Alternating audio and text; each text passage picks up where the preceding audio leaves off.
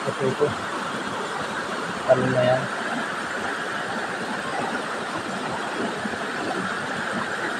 Ito yan. Hindi mga taas-taas na kaya hindi na ko pupunin sa dito babaw.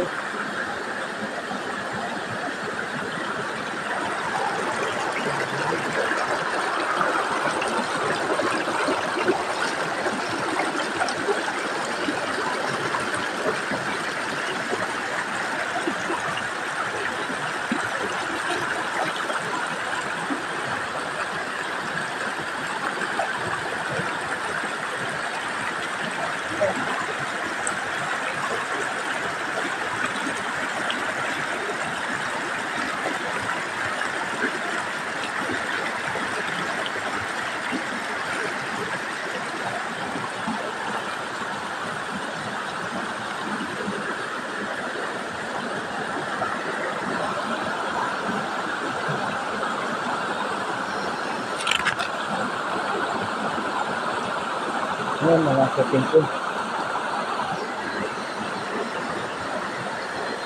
Ito na pataka ng tubig yun.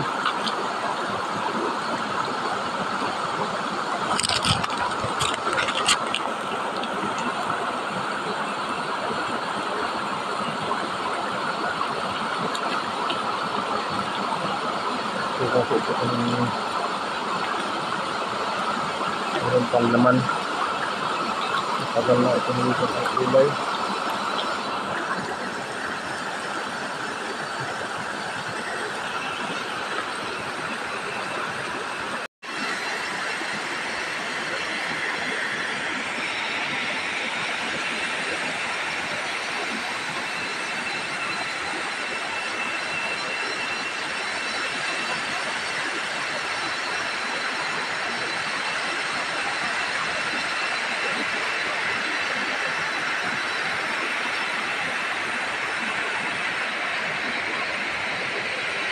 Ganda dito, makailaw.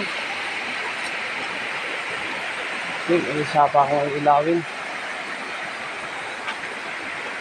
Dito na ako sa ibabaw.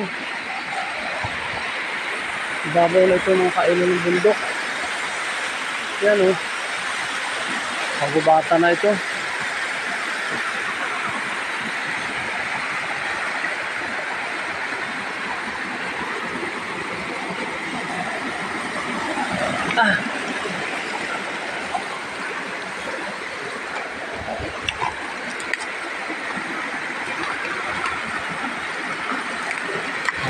Ito na rin.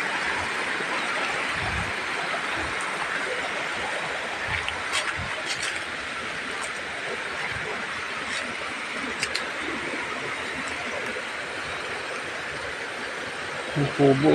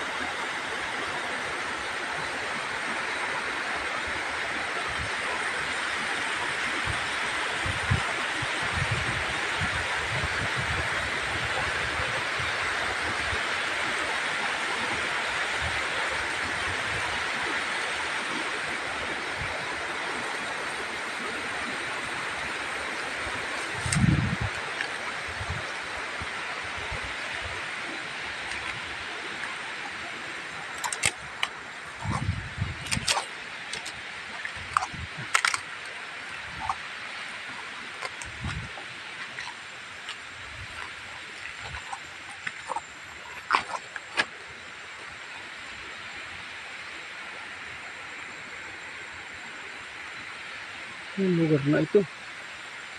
Parang hindi ako dito nakarating.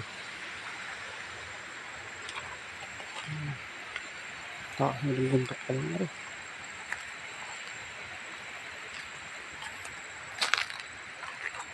Nakailaw.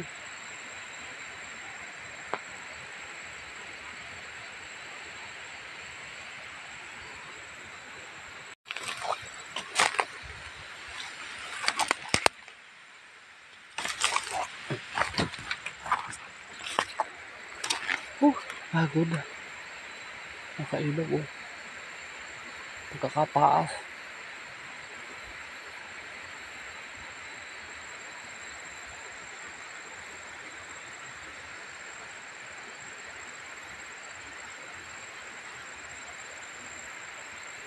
Doon ko galing nakailaw sa baba. Sa baba ang nakit ko. Pero nakang nagbubuki dito. May mga tanim ng niyog oh. Pero parang pakiramdam ko wala dito yung nakatira.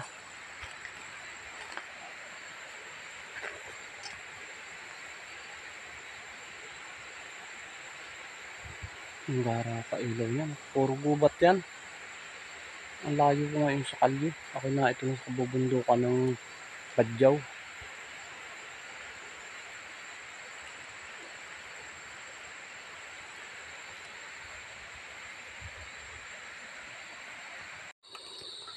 Welcome to my vlog mga kailaw. Dito ngayon ako sa Badyaw. Dito ako mangingilaw ngayon. Mga kailaw, dinadaanan ko papunta sa taas mga kailaw. Ako pupuno. Ako yung naglalakad ngayon pataas.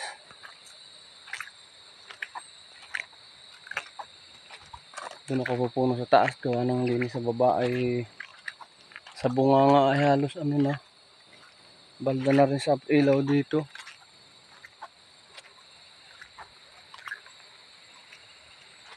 Taas mga kailaw ng bundok dito. Halos puro gubat pa. Mga pero mayroon din yung pare ko yung mga gubat na ganun ay sa palagay ko batuhan yun. Meron dito mga kailaw magagaling magano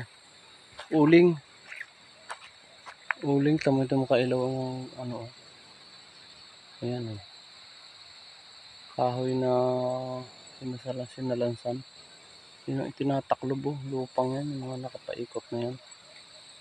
Nilalagyan muna ng damo bago lagyan ng lupa.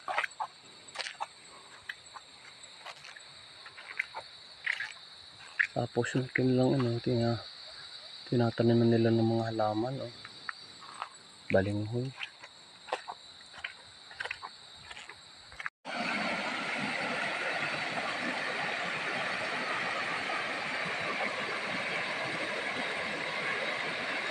Ito mga kailaw ang Badyaw.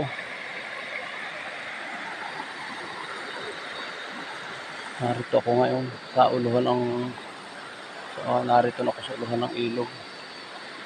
Pero malayo-layo pa rin yung mga kailaw yung lalakarin ko.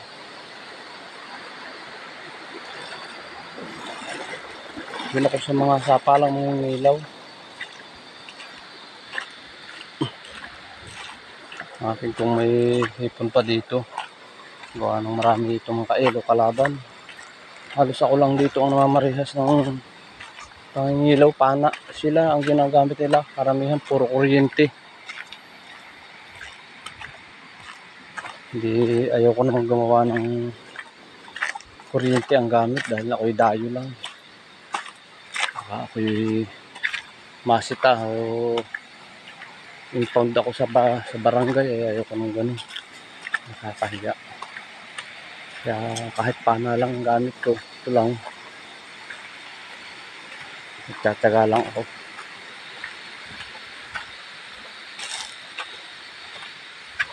Siyempre pag kuryente, kahit nakatago yan, labas yan.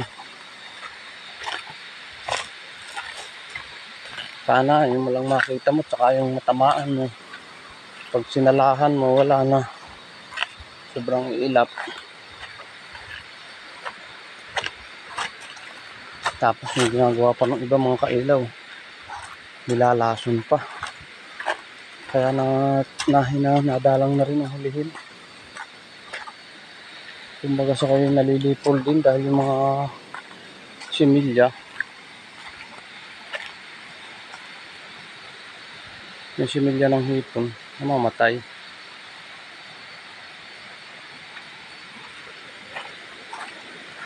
Katulad ng kuryente, marami pa rin buhay, mga liit.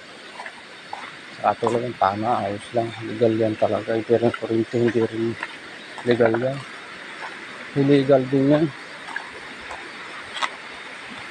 Dahil nababansot ang mga hayop. Ang mga maliliit na hipon, nababansot din.